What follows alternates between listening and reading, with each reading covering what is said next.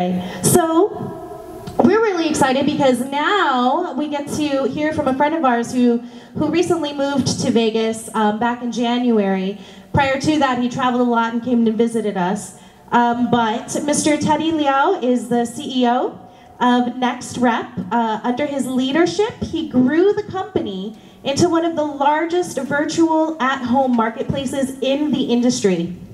He is a recognized thought leader on the future of work, was appointed by California Governor Newsom on his California Entrepreneur Task Force, and has guided U.S. senators on workforce and labor policy. He serves on contact center advisory boards. Liao graduated from UC Berkeley with a BS in Business Administration and BA in Ethnic Studies.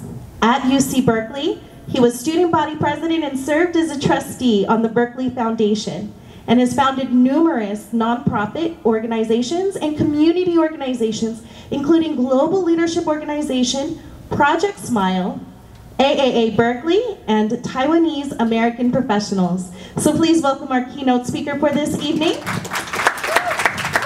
Teddy Liao. Thank you. All right. Ayo bawan. All right. Hello, everybody. Thank you so much for having me. So, as Angelica said, I recently moved from California to Vegas. So it's been amazing to be welcomed into the community, to be at events like this, but really get a flavor for not the script, but for the people that make this community special. And that's what this evening is about.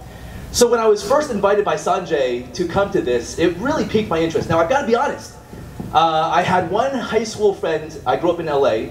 I was actually born in New Jersey, but I grew up in LA. I had one friend in my high school from Sri Lanka that I know of. We had what we called the Indian Mafia, which we assumed anybody who was brown was a part of the Indian Mafia in our high school. But we did have a Sri Lankan who I knew. But otherwise, I've got to be honest, I really didn't know too much about the community. So I started doing some research before I accepted Sanjay's invitation, and I realized, wow, there's so much in common between my background and the Sri Lankan community. So I was born in New Jersey, and I realized that the #1 largest population, right, of Sri Lankans in America is kind of the New York, New Jersey metropolitan, right? So there's a connection there. I moved when I was 11 years old to Southern California, and one of the largest populations of Sri Lankans in America is also in California. But beyond that, my parents actually immigrated from a country called Taiwan.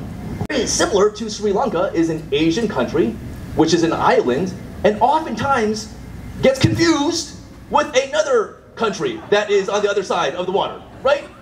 So we have that in common. But when I dug even deeper beneath the surface, I realized that there's so much more to Sri Lankan than just being the neighbor, the small little itty bitty island neighbor of India. But you have the oldest, purest democracy in all of South Asia. It's fantastic to see a country that has a two-party system, and one party wins, and the other one loses, and they give peaceful transference of power, and this happens all the darn time. It's pretty amazing. When you look at the history of trade, when you look at the culture of the people, and the fact that there's a lot of Buddhist influence in Sri Lanka, as there is in Taiwan as well, there's just so much. And the emphasis on education, the emphasis on success, the emphasis on community, these are all things that resonate with me.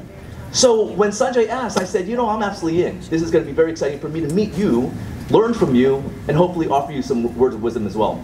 So when I look at what you're doing here, and I was invited, I think, because, you know, I'm not going to get into all my business accomplishments, but, you know, I've done enough in California. As Angelica said, I was appointed by the governor of California to be on his inaugural Entrepreneur Task Force. So technically, I'm still like an ambassador of California. I'm supposed to like create companies and bring companies to California and help their economy, but I am here myself in Nevada. But I've done a lot of things, and I understand how hard it is to be a minority, building a business, running a business, and it's hard. Because 93% of all businesses are supposed to fail anyway. It is not easy to run a business. I remember when I was working in San Francisco at a company, also in the industry, and it was a big behemoth. I was making my great salary, and Maynard Webb, who was the former COO of eBay, he's on the board of Salesforce, he's on the board of Visa, he is one of the best technologists in all of the Bay Area, and he came out of retirement to be CEO of a company that I then joined with him. And I learned from some of the best in the Bay Area in the Silicon Valley. And what ended up happening was after he left, there was 4 CEOs in 5 years. So all this turmoil and all this bad stuff. And I looked at all this turmoil and I said, you know what, do I ever have a chance to run this company? I'm an Asian, I've put in my dues, I've run 80% of the organization, I've built business units. I probably don't have a chance to run this. 4 CEOs in 5 years, but I'm probably not on the short list at all. I decided at that time to leave that company. I took a 50% pay cut.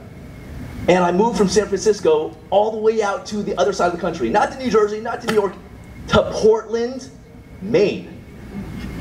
Not a lot of people that look like me, that look like you all, live in Portland, Maine. And I decided to move there, and this has given up my friends and my community. And I decided to go there because I had to, because if you don't know, the #1 industry in Maine is lobsters, duh. The second one is actually music. They produce a lot of music out there. And the third is actually call centers, which is kind of the industry that I'm in. So I moved there. I literally lived out of a Residence Inn and a Hampton Inn for 9 months. I paid my taxes. I lived there, and it was probably the best thing for my company, because all I did was work. There were no distractions. There were no friends. There was no community. All I did was work. And that's what it takes to build a business. But some of the things that I did not anticipate when I moved out to Maine was the racism that I faced within my own company. I remember going out there, and we had a handful of employees out there in Maine, and when I showed up, they were not expecting somebody who looked like me to be there, running as the new CEO of the company. I remember a month into the job, I decided to have an all-hands, so I had everybody, all the employees from across the country. So I had my head engineer from Portland, Oregon, fly in. Now remember, I'd been there for a month. For a month, I'd been leading meetings, I've been doing some strategy, I've been working with every single person. And this engineer, my head engineer from Portland, Oregon, comes in and walks into the office. And I am sharing a desk with the president of the company. We're sharing a desk where this is how ghetto things are. And he goes up to John and he hugs John. Oh, how you doing? How's the kids? How's the family? All this stuff. And then I'm sitting down and I stand up also. And this guy, Dan, looks at me, doesn't even shake my hand, he says, I'm Dan. I say, I'm Teddy. So at that point, he knew I was the CEO, didn't even shake my hand, he turned around and walked out the door. Wow. Do you know why? I didn't know why, but it was weird.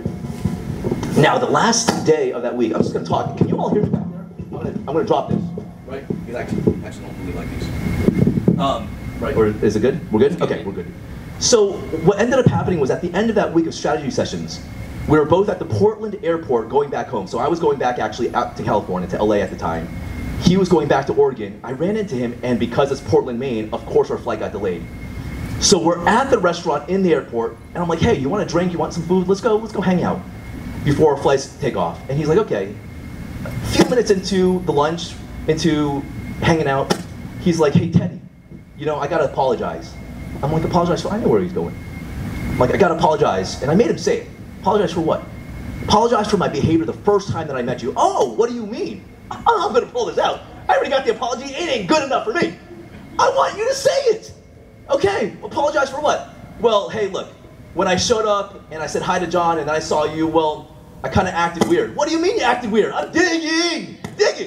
Say it. Well, you weren't what I thought you would look like.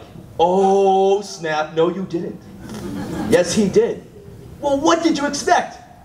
That's what I said. He said, well, I expected somebody who looked like John but was a little bit smaller. Oh, you expected a white dude.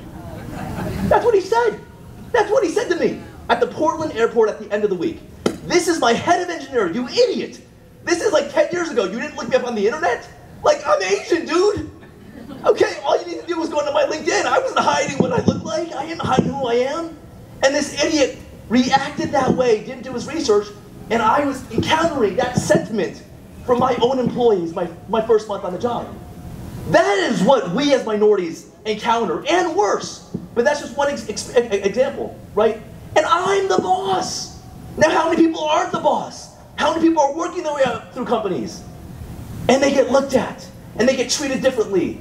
It's all over every business in America. And that's one of the things that I didn't expect in my own company. That's one of the things that I left behind in big corporate America, because I thought I wasn't going to encounter that. So it was good. It was a good kick in the ass to remind myself, okay, I've got my business strategy, but I've got personal strategy and adversity. and then I've got the people adversity that I'm going to have to fight through. And that is the story of every single immigrant entrepreneur in America, isn't it? Yes. We did it, we've grown, blah, blah, blah, blah, blah, whatever. We do all the customer service for companies like Priceline and Instacart and Teladoc and all these businesses, Glossier and Rothy Shoes, and the list goes on and on and on. So we built a nice little business. I'm very, very proud of that. So I've done some cool things. But here we are, business. The Chamber of Commerce, right? That's what we're here about. Business, profits, money. Is that what this is about? Absolutely not. That's not what this is about. There's so many ways to make money. What business and the Chamber of Commerce is really about, and we've got to hold on to this, is that yes, there is wealth, but money is really just a resource for power. That power needs to be converted into action and service and building a community. So the business part of what we do is just a conduit to transform the future, isn't that? That's our role. That's why you're not doctors and engineers. There's other people to do that. But our role as business leaders is to build the resources and the power to really go make a difference and to feed other parts of our community. We can never forget that. That is what the Chamber of Commerce. Now, this is very special for you all, because the population of Sri Lankan Americans, and I did some research, is somewhere between 50 to 100,000 in America. That's not a lot. Wow, that's not a lot. So for you all, as you're starting this Chamber of Commerce, it's going to be hard. You don't have this huge population.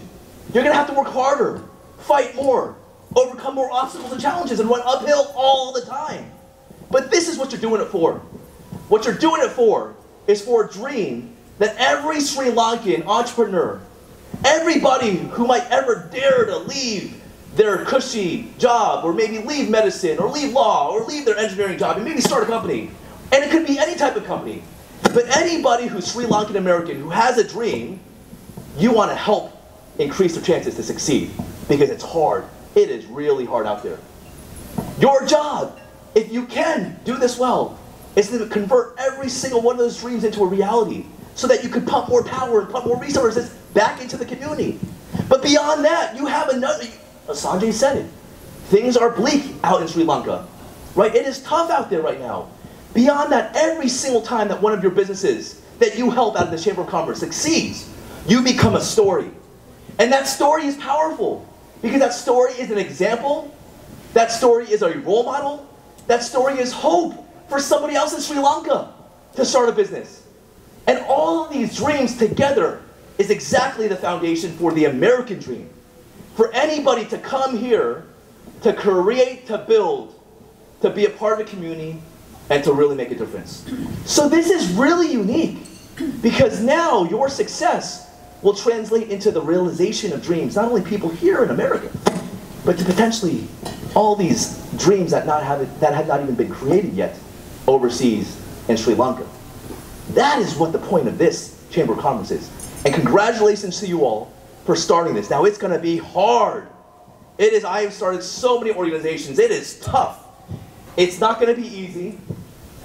It's going to take partnerships, relationships with all these other Chamber of Commerces. And you're going to have to fight through all the infighting and all the politics and all the crap and all the noise.